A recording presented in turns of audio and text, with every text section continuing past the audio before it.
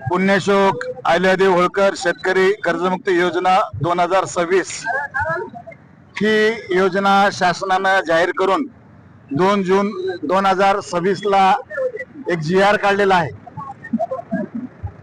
आपल्याला माहित आहे, ज्यावेळेस निवडणुकीचा काळ होता त्यावेळेस हेच आपले महाराष्ट्राचे मुख्यमंत्री देवेंद्र फडणवीस शेतकऱ्याचा 7/12 कोरा कोरा कोरा शेतकऱ्यांचा 7/12 कोरा कोरा कोरा करणार असे म्हणून या शेतकऱ्याला आश्वासन दिलं। आज सर्व शेतकरी आज धरून होते की महाराष्ट्राच्या मुख्यमंत्र्यांना या भाजप सरकारने आश्वासन दिलं होतं की आमचा पूर्ण 7/12 कोरा करणार आणि आमच्यावर असलेलं पूर्ण कर्ज माफ करणार असं शेतकऱ्याला वाटलं होतं। पण या 2 जूनचा जो शेतकऱ्याने शासनाने GR काढला आणि त्या GR मध्ये त्यांनी अशा जाचक अटी टाकल्यात।